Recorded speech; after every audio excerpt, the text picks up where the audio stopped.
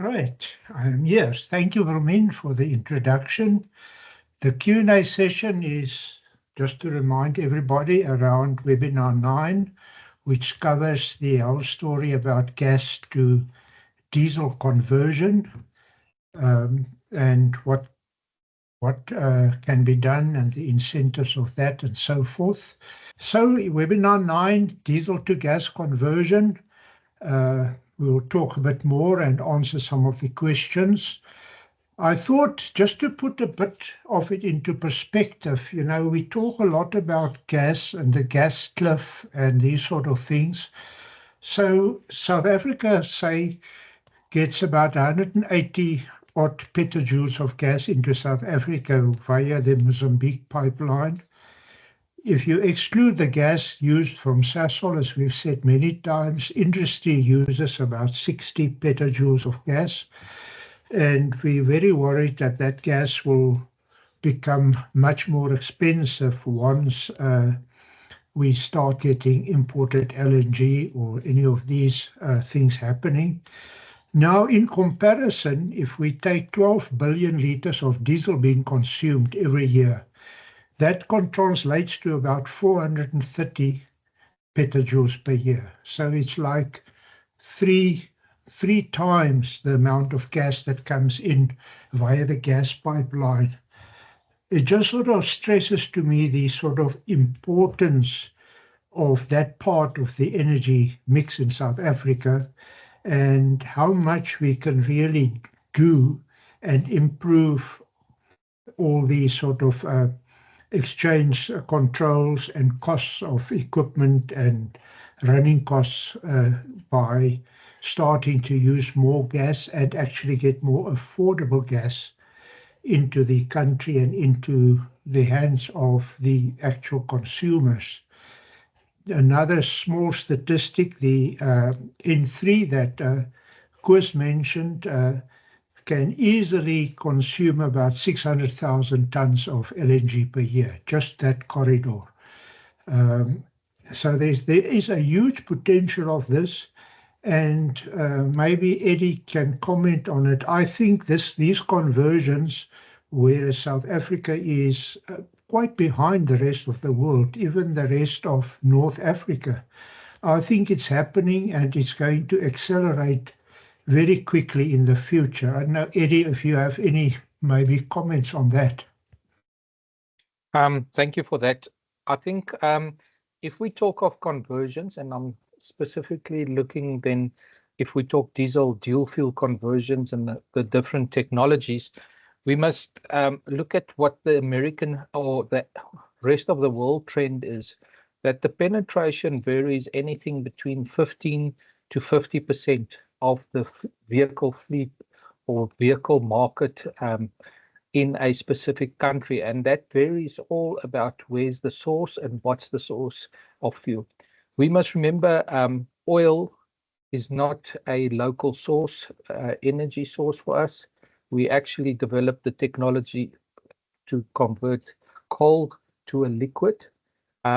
So as we now start developing in the country all the local sources of gas, I think that's where we need to concentrate this gas into the conversions of vehicles, into the dual fuel market and things like that.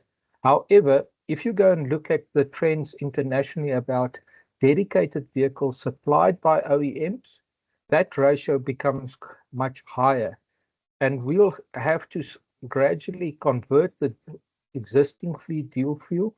And as infrastructure develops, we will actually get to a point where OEMs will push in more dedicated vehicles, and gradually the market will then change into a gas-fueled market, especially if you take that our, like the N3 corridor, it's mostly heavy-duty vehicles, trucks using that diesel going up and down between Gauteng and KZN. So my view is infrastructure, technology conversion, and the development of our local gas fields will actually determine how quickly and what percentage of this we would actually be able to convert into gas as a fuel on vehicles. Thanks, Eddie. Thanks very much for that view.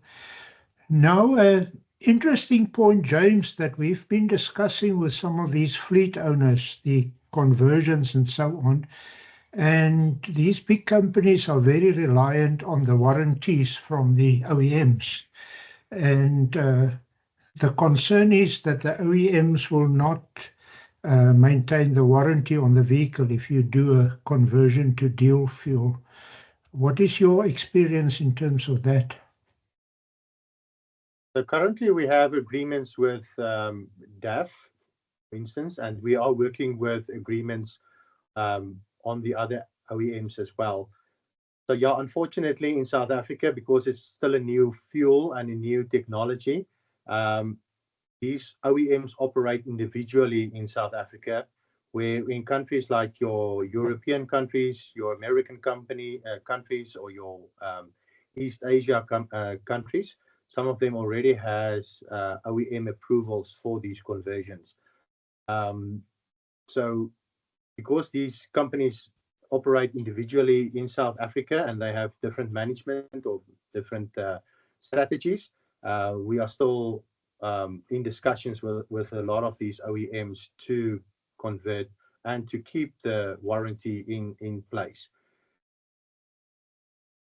Thanks, James. So at least there is some progress, I think, and some companies are moving ahead. Sorry, Fred, yes, if I can. Eddie. Yes. I think we're sitting here with the chicken egg scenario. Who comes first? And that's actually where the OEMs are sitting and waiting. The OEM says we're not going to supply vehicles in the industry if there isn't any infrastructure. And the developers of the infrastructure say, why must we develop the infrastructure if there's no vehicles that's going to fill there?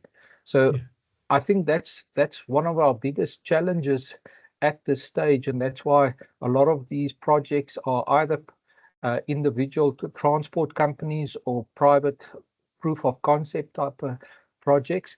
And to get to your point about warranties, exactly the same with those warranties is the OEMs say, yes, we can give you warranties, but we don't have the numbers in the country yet to justify those warranties on those vehicles. So as soon as it's a numbers game, as soon as there's the Metrobus was a good example. As soon as there was an order for 150 dual fuel buses, the OEM was willing to carry the warranty on that vehicle. Okay, yeah, good point. Thanks, Eddie. I think, James, when I look at the conversions, it looks like to me diesel conversion is a bit more complicated than for a petrol engine with spark plugs. Is that correct or not? Yes. Yeah, unfortunately, it is correct. It takes a bit of more technology that's involved in managing your diesel supply into your diesel engine. If you get the mixtures wrong, you might damage a few components. So that's why we rely on professional developments on these type of engines. Biofuel conversions, like your petrol engines, they are straightforward. 99% of all your petrol engines will accommodate the natural gas as is, and it will not have any other effect on the engine. Thank you.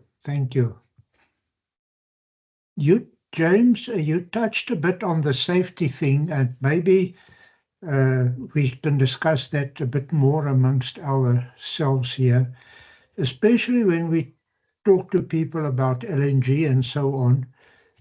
People are still very afraid of it because it appears to be more dangerous. You now talk about the gas and you have these liquefied gases around and so on, and naturally people are a bit afraid of that. We, and especially Yuri, has done quite a bit of research to look at the safety of LNG and so on. And LNG is much safer, and the incidence of LNG is much less, I think, than any other type of fuel, especially diesel. Could we talk just a bit more around that and why, and except now you explained these sort of explosive ranges quite well, but why is it much safer actually than, say, a diesel vehicle? Yeah, just to backtrack on that, in Afrikaans we say it's a brandstof. So you need something to burn. So all your energies will burn, and it's just the application that will make the difference.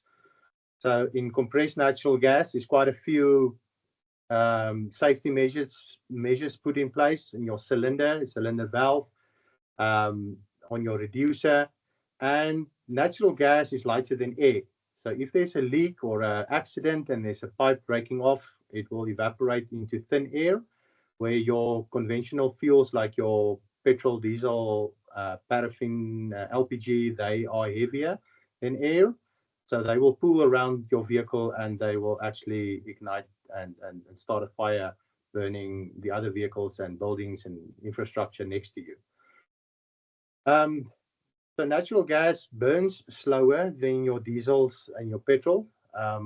So that also helps with the safety factor, and it actually needs more oxygen as well to burn stoichiometric. If anybody knows what that is, but you need a perfect mixture of air and natural gas to actually have a decent explosion, if you would like one. Thank you. Edie, I know you also are involved with the safety of the standards. I don't know if you want to pitch in here, if you like. Thank you, James. I think what's important here regarding the safety, because there's this concept across the world, and I think in Africa it's a bigger fear because African people haven't been exposed for many years like European people and Americans with gas in their households. There's this fear of gas is unsafe. And for that reason, there's so many safety features built into these gas systems. James just spoke about the gas safety aspects of lighter than air, dissolves up into the air, won't pool around like a liquid or anything like that. But all the safety valves, non-return valves, slam shut valves, the double wall cylinders itself, especially on the cryogenics and things like that, and on the CNG, so the thickness of the cylinders, all this makes it a lot safer going forward, and everything that's in place there. So for that reason, the gas industry and the gas application into the vehicle industry is a lot safer than, let's call it, all the other liquid fuels that we're actually used to. So again, I'm saying it's about education, training, that people will actually realize that gas is safer than other fuels. Thanks, Eddie. It reminds me about an inquiry we also got, a bit of a different topic, but this is around pilfering of stealing of diesel and so on, where we had an inquiry from a company in Egypt making sugar from sugar beet, and their main driving force was to actually make this convert to LNG, because you cannot steal that easily along the logistics chain. Yes, and I think especially what's happening with our long routes and vehicles traveling long distance, and the oil prices variation in Africa. People also see diesel and all those liquid fuels as a high price commodity, and therefore theft of this fuel becomes a big problem. There's a lot of fleets that actually budget for what they call losses or shrinkage in fuel, and gas is one of those products that's not easily to steal it. I won't say you can't steal it, but it's not as easy because of all the safety features. And so if you go and look at just the price of the fuel and the substitution of the fuel and the longevity of an engine running on a lower carbon fuel and things like that, you must also consider the theft aspects. We're working currently on a project regarding generators that's placed all over Africa, powering cell phone towers, and they're actually considering that those generators must change from diesel to gas generators, especially just because of the theft of the diesel of those on those units. Yeah, thanks. That's quite a different bit of a topic, but quite interesting that it's also when we spoke to some of these logistics companies, it's one of their main concerns is what the right word is, shrinkage, as you say. If we stand a little bit back and just sort of think a bit about the long-term path or so on, I think everybody thinks that in the end, electric vehicles will be the end point, or maybe some hydrogen vehicles or so on. But if we start where we are now and we say we have diesel vehicles, then there's dual fuel, then maybe gas and maybe hydrogen and so forth. Maybe Eddie, firstly, your view, how will this happen? Will gas be just a transition? Will it be what they call a destination fuel? Or what do you think will happen in the long term around this transition to cleaner energy? Okay, thank you for that. I think what's important to understand is where the technology development is and how mature certain technologies is.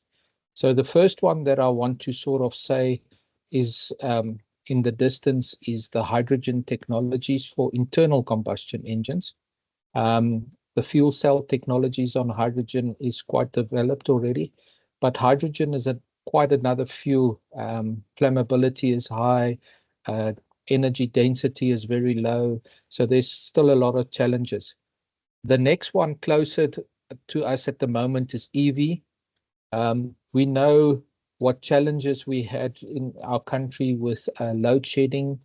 We also know what's the source of most of our electricity in the country. So we're not actually doing anything in reducing our carbon footprint with using that electricity. But our country also has a infrastructure or network restraint on electricity. I believe we need to go and look at the sectors in the different classes of vehicles, and I believe EVs, hybrids, those type would be your normal private commuter type of vehicle, short distance, work back, home type of thing, maybe charging your own EV vehicle with your solar panels on your own home, those solutions. But as soon as you start looking at light commercial vehicles and heavy duty commercial vehicles, I believe internal combustion engine will for a long time still be the solution, because the battery technologies are quite expensive and the charging times are quite challenging for those heavy duty vehicles, and therefore the heavy class vehicles, the internal combustion engine type of solution, maybe a hybrid type of solution, will stay for quite a time in Africa, if I can say so, because of our distances, because of our lack of infrastructure.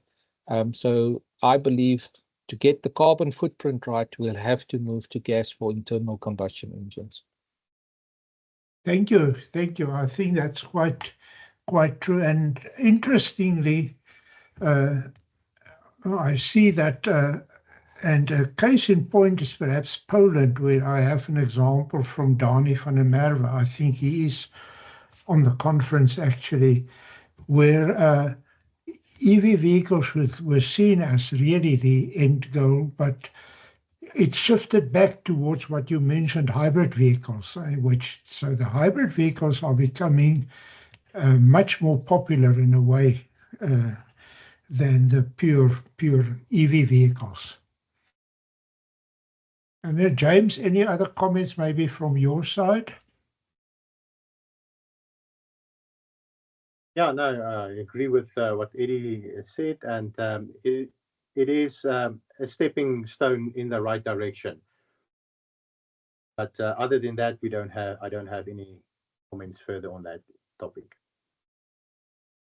Yeah, I think we've basically covered all the questions and so on. I think in conclusion, I still believe there is a big advantage and a big opportunity here for the conversion to liquid fuels from diesel to gas fuels.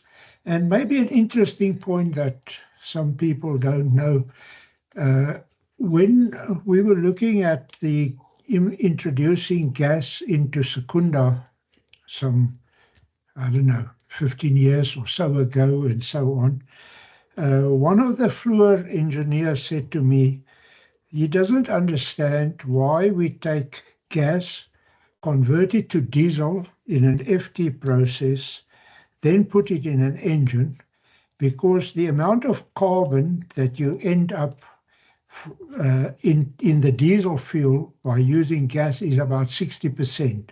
40% of the carbon fuel that you put into an FT process ends up as CO2. And then you take that 60% and you actually now run it in the diesel engine at some 30 or 40% efficiency or something. And at that stage, even he was saying, listen, guys, to take the gas, use it as CNG or use it directly as LNG in South Africa. That will, give you a much better overall efficiency than trying to convert gas to diesel. And I think that's quite an interesting point just to keep in mind. To use gas directly as a fuel is much more efficient, I think. I don't know if there are any other closing comments, Eddie, from your side? Yes, to your point, I think because the infrastructure and technologies were not exposed to Africa a lot earlier than what it was exposed to in Europe. That's the reason why the process gas to liquid, or GTL, was actually used. But in fact, as you said, there's a lot of efficiency losses in converting it and then just burning it as a fuel. And secondly, what actually happened was the OEMs actually, because of all their restrictions in Europe with their aero ratings and all the DOT restrictions in the Americans, the OEMs had to find a market for all their old technologies. Like we were sitting with Euro 0 vehicles till 2006 in our country. And the reason was the OEMs had this manufacturing capacity for these type of engines. And the only countries was Southern Hemisphere, Africa type of countries where they could, in my words, actually dump these technologies. And we were sort of, a handbrake was put onto the system, if I can use vehicle terms, for us to actually develop into Euro 6 technologies. And only now we realize, but we can jump to Euro 6 by just introducing gas directly. And that's why we were sitting with these old technologies from Europe or the OEMs, and we never said, okay, we can use the gas directly. So I think that was a little bit unfair from the Europe OEMs, and that's why we actually now need to catch up very quickly and start using this technology directly. Yeah, I think, and the infrastructure, as you mentioned, is a big point. I mean, diesel you can go and put up, and you can go and fill up your car anywhere. There are, I don't know, thousands of diesel filling stations. I looked on the map the other day and to see what CNG filling stations there are. I was surprised that there's quite a number, but it's still fairly restricted in certain areas, say, James. Yeah, unfortunately, we try to target high vehicle density areas, But yeah, it's still far and few in between. Like Eddie explained earlier, it's the chicken egg scenario. If you want to build a filling station, the first question is who's going to fill up, and then the guy who wants to convert his vehicle asks the question, where can he fill up? So until we get to bigger volumes and more filling stations pitching in, we can definitely grow this market quite rapidly then. Yeah, yeah, and I think it's sort of the classical hockey stick type of thing.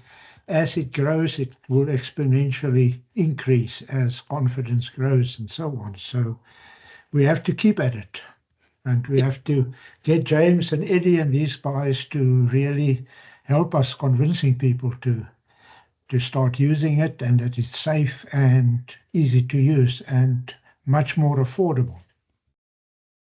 If I can just come in there, if you look at the current heavy-duty fleet truck logistic companies, some of them, they've got fleet numbers in excess of 100 units, most of them. And for them, it's actually justified that they actually start with refueling stations on their depots or distribution centers, because the volume that will go through that distribution center will justify that infrastructure cost.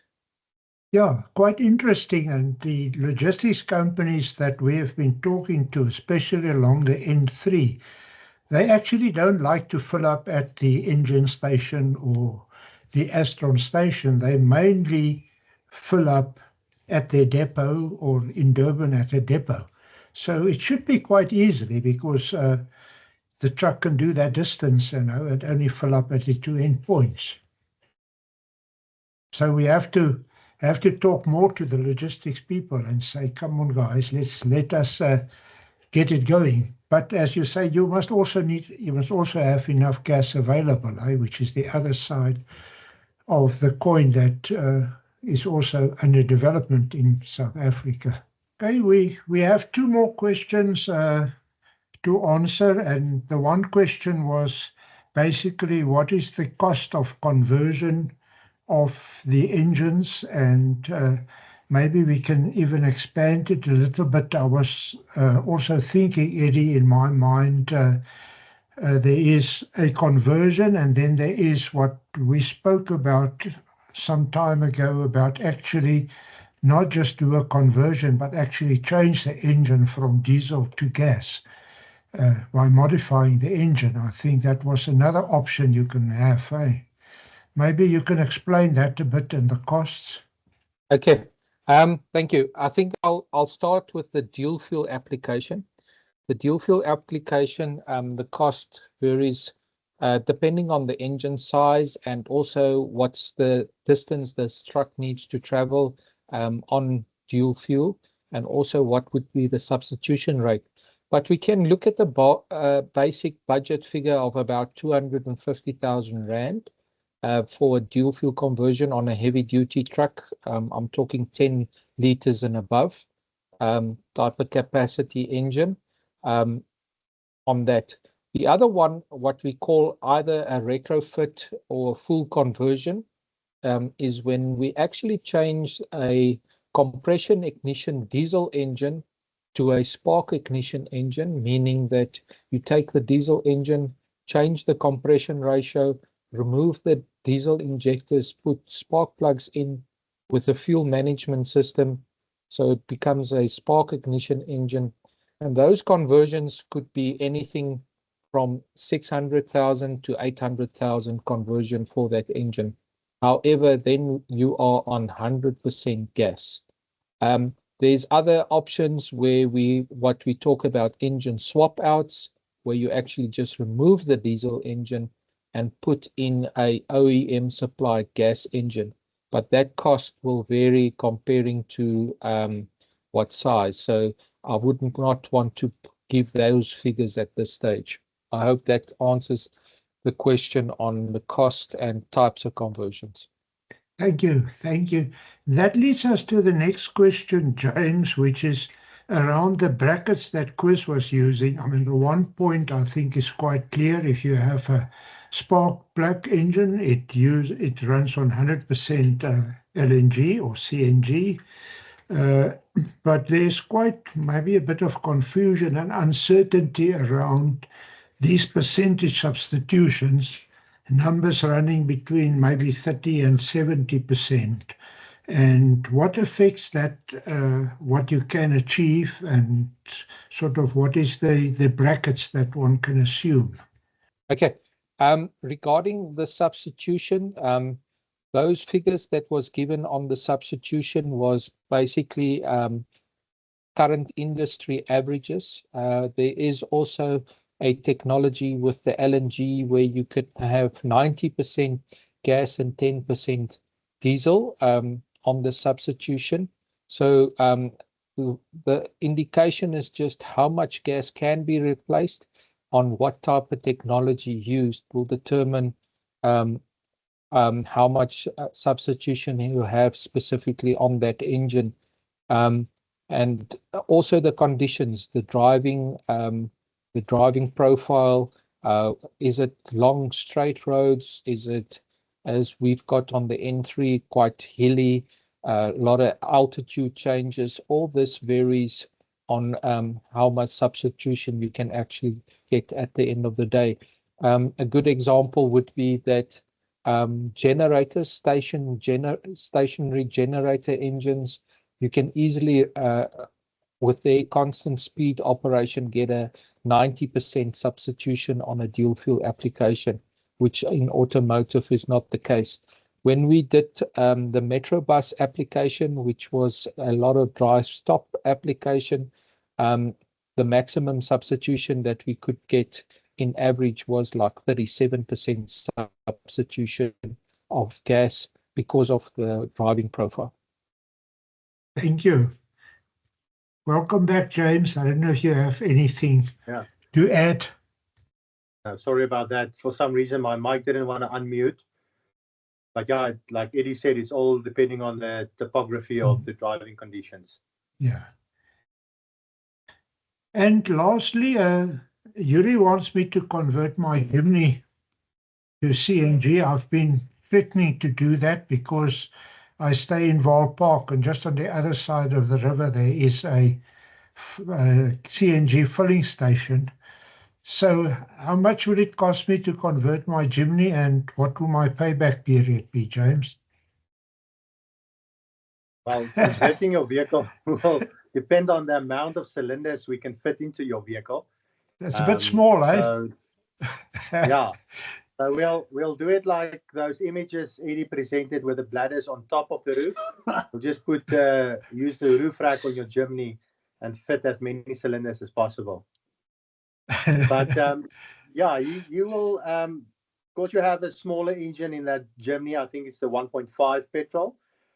Your engine size depends on the cost of the kit, and so yours will typically be around 25 to 35,000 rand, and depending on the kilometers you drive daily, will determine your return of investment. So, like I've explained earlier on the Toyota Quantums, when they do 200 kilometers per day and more, they will have a payback of 4 months. Return of investment. So if you can match that, it will be 4 months. Otherwise, it will be double, maybe triple that amount of time. If you just do 30 kilometers per day to work and back, unfortunately, it will take longer. And if your filling station is on your way, or do you have to drive an extra 5 or 10 kilometers to get to the filling station? Oh, and I work from home, so now I'm even more in trouble. I only go to the Spar to buy milk every day.